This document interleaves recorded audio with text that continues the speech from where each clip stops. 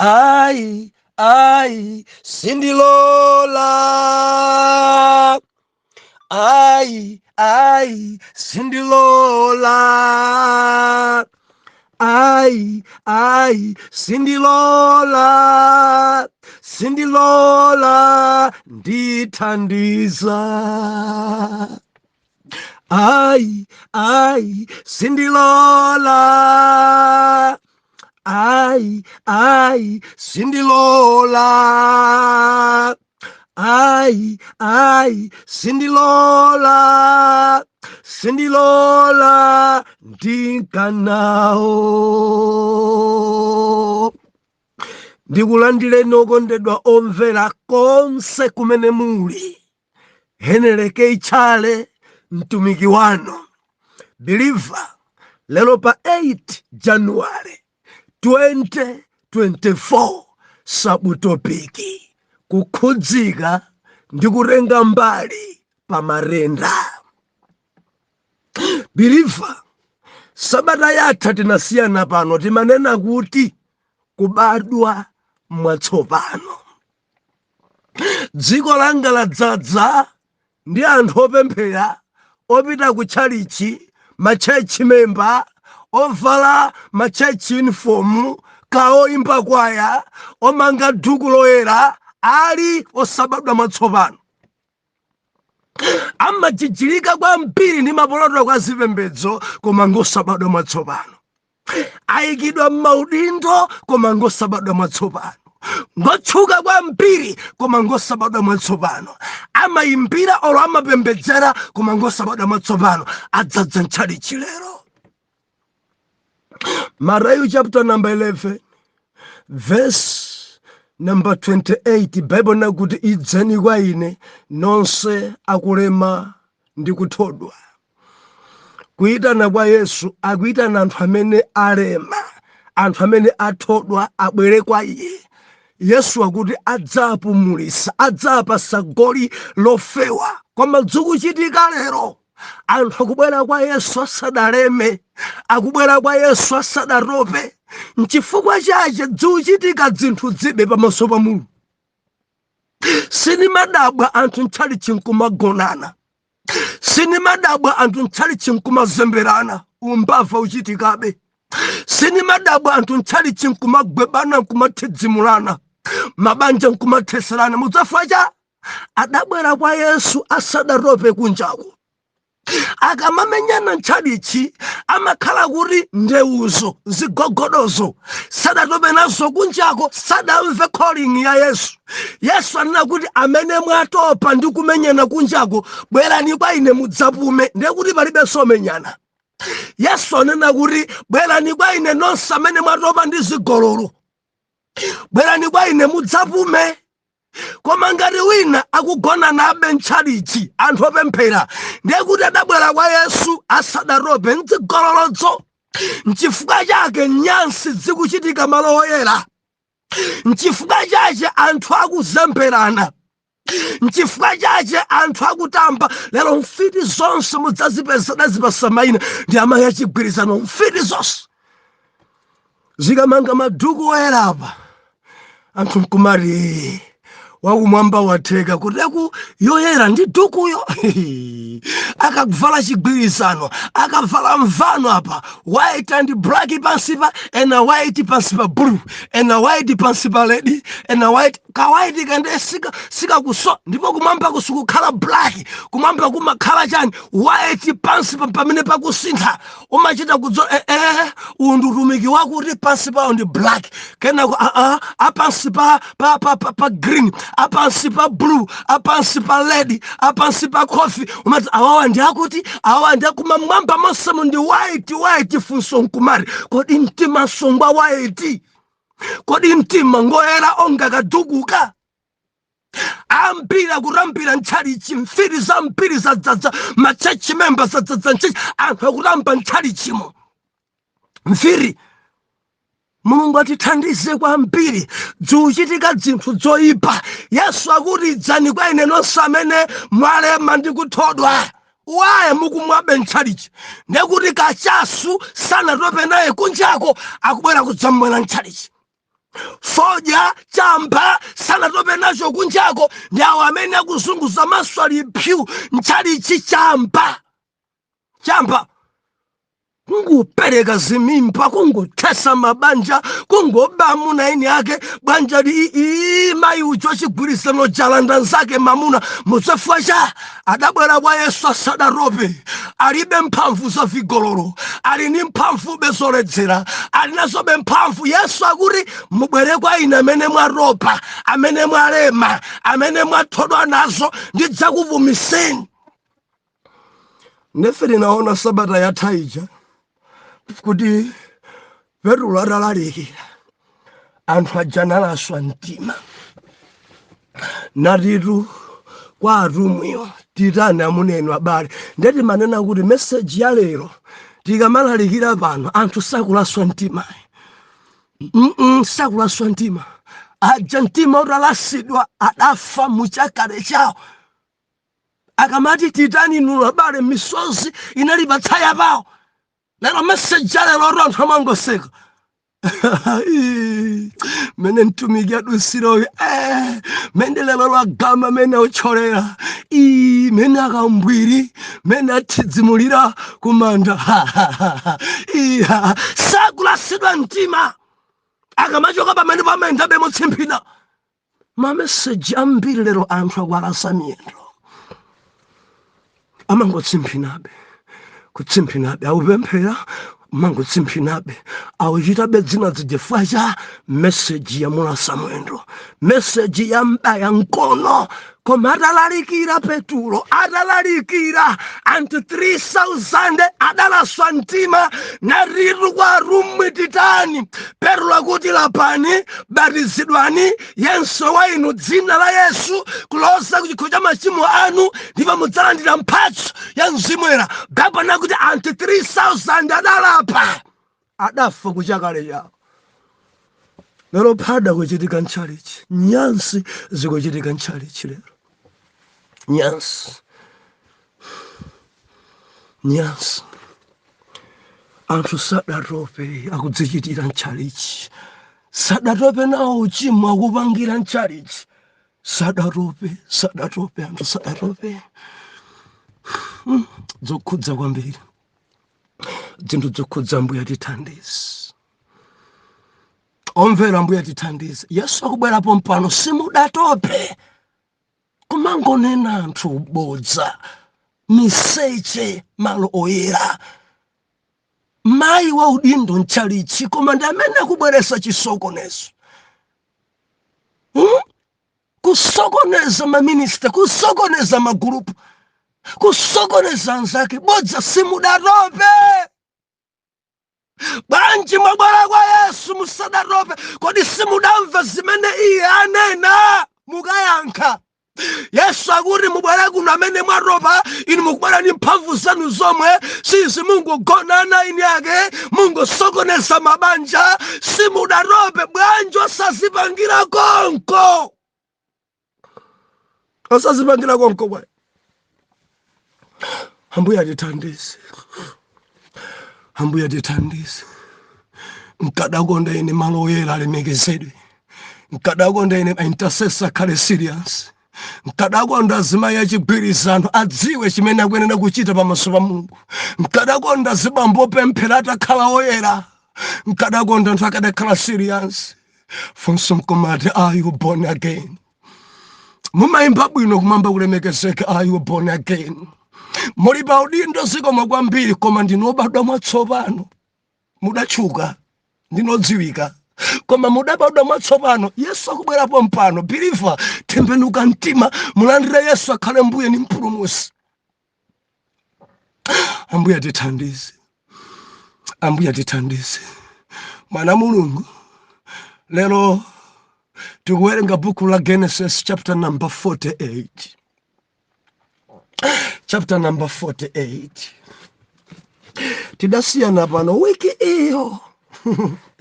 Oh hallelujah. Ndi chapter number 47. Ndeti dauna ife chapter number 47 tidakuchezapo pamene kwa masiku kuti njala idakula kwambiri m'dziko la Egypt. mpamene Joseph adalithandizwa, anthu adabwera kwa Joseph nkudzanena kuti apapa tilibe chogwira, chichewa china tilibe chochita, njala yafika pa wesi, ndalama zatithera, tilibe chilichonse, tithandizeni. Ndi pamene Joseph anthu ajankakamba nawo, musamanene kuti mulibe chilichonse pamene muli ndi mbuzi, musamanene tilibe chilichonse pamene muli ndi ng'ombe. Ng'ombezo mubwere nazo tisinthane mtirigu, mbuzizo mubwere nazo tisinthane mtirigu. Anthu aja adabweresa mbuzi zawo, adabweresa ng'ombe zawo. Taina ni manena patika mawera dzawera zomwedzo zimene zimatithandiza nyengo zimene ife tili pa paniki. Mundimvana Mulungu, dziko langa limagawa chakudya chaulere pa anthu amene ali ndi ng'ombe. Anthu ayi mbuzi zambirimbiri akuwapasanso basi chakudya chaulere, zimene zizapangisa dziko mangosaukabe komanso kusowa madongosolo amagawidwe. Ambuye tithandize kwambiri. Dziko langa ngati sisintha machitidwe idzakhalabe dziko losauka kwambiri mpaka nakalekale. Idzakhalabe losauka. Pausoweka machitidwe athu asintha, tidzuke onga Joseph. Akuti zowera zitatha adabweranso tilibe chilichonse, tangotsala anthu ndi malo. Joseph adagula malo, nakhala malo aboma, ndikuwapasa mbewu, pitani mukalime. Mbewu mukalime, minda yanu imene takugulani kaleyo, mbewu iyi mukalime. Endi mukakolola mupereke thumba limodzi pa matumba 5, limodzi la magawo asanu. Taganiza ngati munthu ankakolola matumba 100, ndiye kuti ankapereka matumba ochuluka bwanji kuboma 20 bags. Ndiye kuti dziko ingakhalabe njala, nkhokwe za dziko zinkadzadzabe. Anthu aja makolola amachipereka chakudyacho ku ofesi ya bwana president. Now ankachitenga chakudyacho nkumachikabe nkhokwe, anthu aja akulima dongosolo. Kodi tigawe ziti zofuna kutukula dziko? Chifukwa zina zimene timagawazi nzosatukula dziko. Dziko langa amene makatamuka kwambiri ndi amene akugawawo, ngakhale mabungwe amene matchuka nkugawa zaulere, mukawerengera bwinobwino amene ajana amene akulemera kwambiri, boma ikhale pansi nkuiona bungwe, mufuna mugawe inu. Mugawa ziti? Mwalandira zingati? Haleluya. Nkumapereka somo yenerera. Kodi dziko lathu tigawe chani? Tidzagawabe ufa mpaka naliti? Tingaloze mabiliyoni matiriyoni adzipita mgawa ufa. Kodi sitingagawe zoyenera? Kodi sitingagawe manyumba?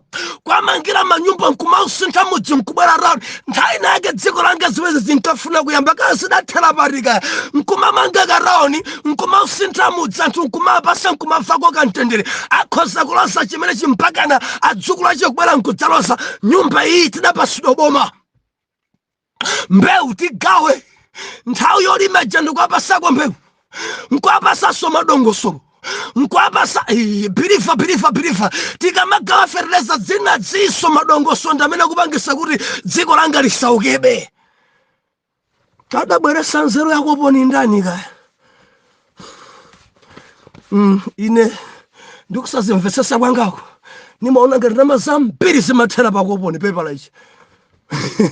Oh hallelujah. Zimabiliyoni zimatiriyoni zimene zimapita ku agriculture.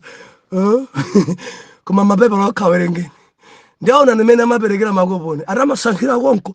Maina ena maruka panthu achadafa kalekale. Zimaoneka ngati boma la chenjera koma ikupusaso kwambiri. Mukudziwa kuti maina ena kubwera idea ambuya awo anthu ali nawo. Ndiye maruka dzina munakada mwalira kalekale, anthu amoyo osakutani sakudzala. Mukadakhala pansi nkusintha system. Maina omweja mpaka napanobe yendelaniso nimuone musaka zama 2020 zino. Ena tidakwirira maina amene akuruluka kumudzi kuno ni maina amene olokulima kosakulima, munda onso alibe, malo onso alibe, adafa kalekale, ende dzina. Ambuye tithandize. Tikadagawako onga maiko ena, ndikusintha pamalo kukhala pa taoni. ndikupereka ife mbewu onga Josefe ndikwa usalimiwo chimene chinima chikakamira ine kuti mulimi alense akakolola akumbukire kubwezera limodzi la magawo asanu dziko langa singakhalenso ndi njala. Madzi tili nawo amangodusa kuchoka muleki Malawi awadusa omushire nditi mitsinje tina mpaka nakubwera Zambezi akupita ulere mpaka na komwe Mozambike kunyanja ya Mchere tiulusa mathalikitala alipo madimba tili nawo boma singathandizire zimenezi kuti dziko ikhale nchakudya. Ngati tikhala mbwali kwa mpiri kuithawa khaso Malawi sidzasinthayi tamika tili mmapepala taphunzira kubunda kuchani kodi tudzigwirisa ntchito kungophunzira kukhala mu office basi kodi tikubwera pa ground kuti titere kuti dziko lisinthe. Ambuye atithandize. Dzilipo dzogawa dzeni zimene zimatukula dziko. Joseph akuti tikupasani mbewu siya ulere mukakolola mudzabwezere thumba dzusoweka idzi pa Afrika. Lero ndikunena kuti kukhudzika ndikutenga mbali pa matenda. Kukhudzika ndikutenga mbali pa matenda. Genesis chapter number 48 verse number 1. Ndipo panali zitapita izi anthu anati kwa Josefe, taonani atate wanu wadwala. Ndipo iye anatenga ana ake amuna awiri, Manase ndi Efereimu, apite naye. Ndipo anthu anamuwuza Yakobo patient nati, taonani mwana wanu Josefe ali mkudza kwa inu. Ndipo Yakobo anadzilimbitsa nakhala tsonga pakama. Oh, haleluya. Ndipo Yakobo anati kwa Josefe, Mulungu wamphamvu zonse anaonekera kwa ine pa Luz m'dziko la Kanaani. Nandidalitsa ine, nati kwa ine, taona ndidzakubalitsa iwe, ndidzakuchulukitsa iwe, ndidzakusandutsa iwe khamu la anthu a mitundu, ndipo ndidzapatsa mbewu zako pambuyo pako dziko ili likhale lawo chikhalire. Tibakirema pamenepa. Biliva kukhudzika ndikutenga mbali pa matenda.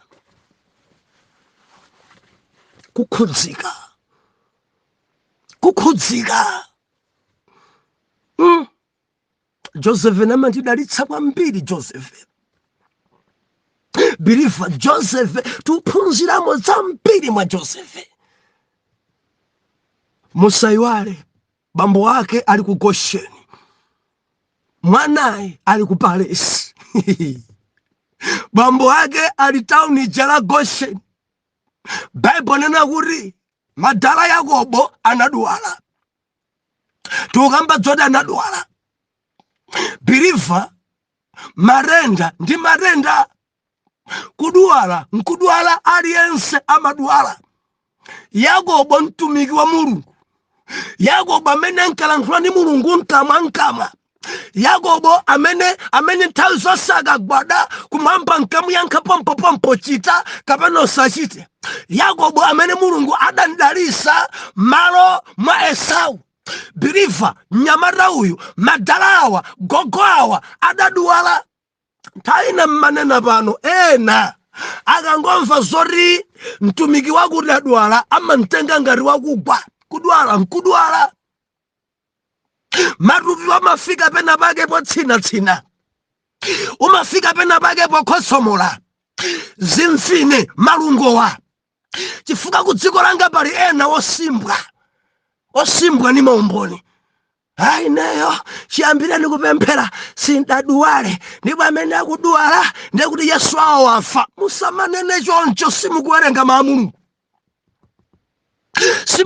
Mulungu. Kuregu iniyo ntayani kakwana mudzachoka padziko pano. Anthu adzakugwiriraniso. Wina akadwala sizimatanthauza kuti wagwa.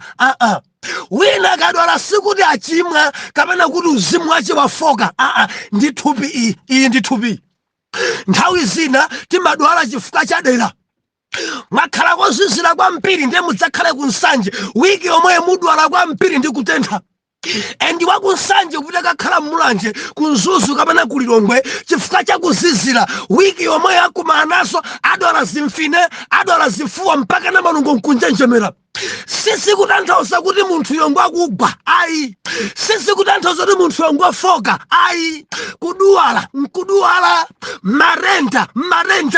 Aliyense kandi mtumiki, kandi bishopo, kandi intercessor. Amafika pena kuti adwala. Mimba mupweteka, autsegula. Zimachitika olonsana upweteka. Ngakhale kugonekedwa mchipatala. Sisi matanthauza kuti munthu yo agwa. Ayi. Nchifukwa chatumika mpira kadwala samanena. Amaopa kuti mwina mawera zawo adzamba kwakayikira. Chifukwa pali kalingaliro koyipa kwambiri pa dziko langa kuti ukakhala mwana Mulungu sumadwala. Joseph adwalatu. I mean Yakobo. Adwala Yakobo. Bible nena kuti adadwala. Matenda, thupi kuphwanya, dzinthu osakhala bwino. Birifa tionera kuti kukhudzika ndi kutenga mbali pa Matenda. Adadwala Yakobo. Message idamfikira Joseph. Dadi wako adwala. Bambo wako adwala aligone. Bambo wako sakudya adwala. Mwanayi Joseph analandira message. Chidankhudza kuti madala sali bwino. Chidankhudza kuti bambo sakupeza bwino. Pompo adatseka office. Na ikaena tagwiraniza kuti lero ndikupita ndikaone madala adwala. Lero ndikupita ndikaone dadi adwala. Bible inena kuti adakhudzika Joseph. Moyo wake mkalingalira dadi wake. Madala sakupeza bwino nkachezere. Madala sakupeza bwino nkaone tusoweka idzi. Wela mtima ndimati ndilise kwere. Idzi tusoweka. Kuonana pa Matenda tusoweka. Kukhudzika pa Matenda tusoweka. Ndikunena ndi ambiri anzanu akadwala simumakhudzika. Ende simumalabada. Kupemphera kwanu kwa mtundu wanji. Kupemphera kwa mtundu wanji umeneko. Intercessor nzanu ali kuchipatala. Simumakhudzikanso. Ndikudziwa mukugwada mukumpempherera. Pena kuonana kumafunika. Munimva? Ambuye alemekezeke. Mwatenga gawo lanji. Mwamva ndithu nzanu achita ngozi. Mwatenga gawo lanji. Mwamva ndithu akugoneka kuchipatala. Mwatenga gawo lanji. Mwamva ndithu abusanu adwala. Mwatenga gawo lanji. Ndi anthu akukhala m'maupo atatu anayi. Eti abusa kudwala ndithu. Abusa kudwala mpaka na serious. Ali pa drip. Mkulu amene ngochimwa. Amangolalikira ngochimwa. Zona. Miseche mukinena ingati simulapa simukatendedwa inu. Malo mungupangana mukhudzika tiyena kulakulu kuchipatala konko. Tiyeni ngati pali pafupi. Ayi kena olo kwaimbira phone ngati pali parai. Pano mupeza bwanji pano. Kamulankhula ndi akazawo, kamulankhula ndi abale awo. Ndiye kuti mwakhudzika mwatengapo mbali. Chikhristu umakhudzika ndi vuto la ena. Tikamana kuti awa ni mabelivawa amatenga mbali pa vuto ya ena.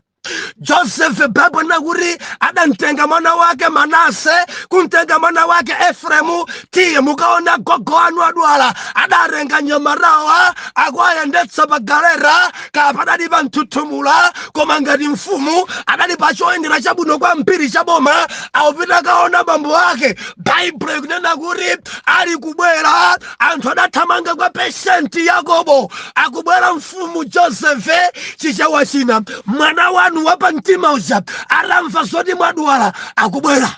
Mukuona meso kuchitika. Atalandira message imene Yakobo. akuti adadzilimbitsa kuchoka pa bedi, adadzilimbitsa mpaka na kukhala pa mpando. Adakhala pa mpando, atabwera mwana wake Joseph kumuona maso ni maso papapa. Patient adamba kunena pilifa, kuonana nkofunika, kuonana nkofunika, kumpeza wina kudwala, amadzayamba kunena, amakhala kotsonga, amarenga mphamvu zina ndimati ndinene tidzonana. Tidzonana. Kukhudzika wina adwala. Akadwala munthu musamamweruze kuti amene ndiwase ndiwochimwa, amene sidatembenuke mtima ya, si born again ya, tima born again ndi masiku anuti timanena mawu ena osakhala bwino. Palibe born again sangaswe banja, born again sangaswe mwana, born again palibe sintasesa weniweni ya. Mulungu akumulanga amenocha, simukudzimvesesa zinthuzi. Ana Mulungu amakumana nazo nkhondo, koma Jehova amalanditsa nkhondoso. Kudwala ndi imodzi mwa nkhondoso. Kusowa kwa banja ndi zimene ana Mulungu ampira kukumana nazo. Pamene mahula akutayana mchimbudzi, mudzapeza mentasesali mmapita kufuna mwana.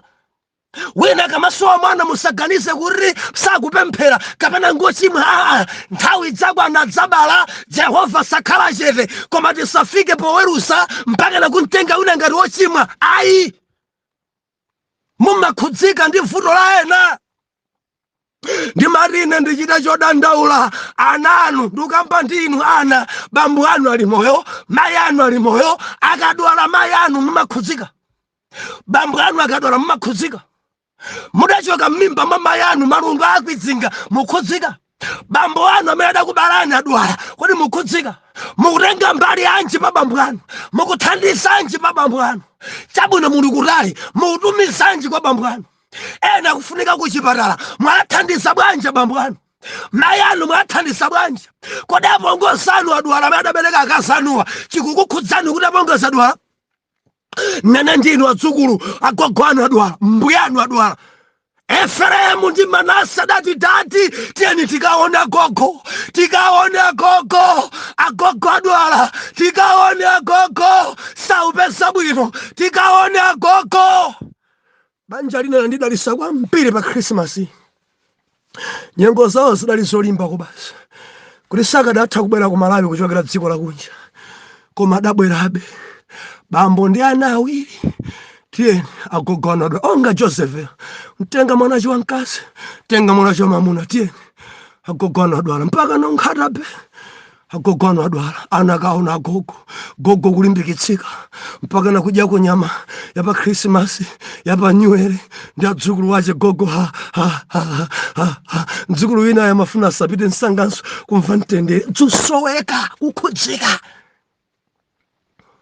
Efereimu ndi Manase pamodzi ndi Joseph adapita kaona gogo akudwala. Mumamva zoti gogo anu adwala, inu adzukulu inu mumarenga mbali yanji.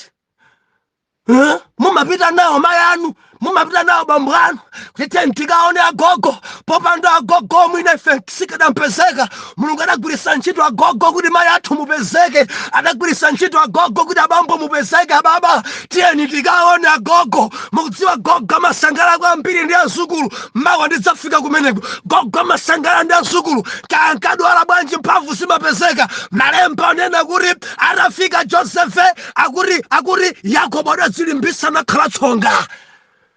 Patient amasowa anthu onchezesa. Patient amasowa anthu onchezesa, anthu omuyang'anira, anthu omulimbikitsa, anthu olankhula naye. Ekha pa bedi mama mpaka na madzulo, no guardian wachilendo. Ekha ena mangodzifera ndi nkhawa, anthu sakundifunanso ndingupita. Koma akamamva mwana wanu planta yakubwera, mwana wanu kulilongwa kubwera, mwana wanu waku John uja kubwera, mwana wanu waku UK arumiza kangachepe, mwana wanu waku Cape Town arumiza 20,000. Amalimbikitsika patient kuti akundiwerengera, ngati akutumiza kandalamaka akundipempherera, ndi kuti akundikonda, safuna kuti ndipite mwansanga. Amamva mtendere olo mchipatala muno tilipo awiri, koma kunjaku akupemphera, ananga akupemphera, waku UK andimbira foni waku America atumiza kanga chepe, waku Joweni na Yesu sidakhala chere, ngakhala ali kutali, koma ndili nawo around, amaimba phone mama wa masana madzulo, olasana gone mpaka na kwapempherera bambo awo pa phone, zolimbikitsa ndi mari, khudzikani ndi kutenga mbali pa Matenda. Muzikhudzika kutenga mbali pa Matenda. Ena mudatenga makulano kali mfiti. Angopita basa amene. Basa angopita. Zona zimene. Angopita befari mwadulukamo kale mimba mwawo. Chabura kadapita ni muli mimba mwa mukadaoneka. Joseph akutiphunzitsa adali president. Akadakhala wina akadangotumiza anthu mapita mukaone madala ndizi, koma iye mwini adanyamuka pa Carnival, adanyamuka pa Rangers, adanyamuka pa Ranger, adanyamuka kodi idali galimoto wanji adabusa kuna libe Ranger nthawi imene, koma zimene ankaenderazo nzofana ndi pano ndi malenja lero. Haleluya. Simungapite kaona, simungapite kacheza nawo a patient aja, simungakhudzike mwana wa m'bale wanu wadwala, simungakhudzike mtumiki wadwala, kodi simungakhudzike memba wina ya grupu yanu wadwala, kodi simukukhudzika anti anu adwala, simukukhudzika bambo anu ali mchipatala, mayi anu agonekedwa mchipatala, pitani onga Josefe kuti ambekhala tsonga. Mawa mundilondole. Atate, tipaseni mtima okhudzika ndotenga mbali pa Matenda. Ichi nchosowa kwa mpiri kwa ana Mulungu masiku ano. Ena mangochulukisa busy, ena mangonyalanyaza. Atate ndikupemphera mwana wanu uyu akamva wina adwala adzitenga mbali. M'dzina la Yesu mtima tiyankhe kuti amen and amen.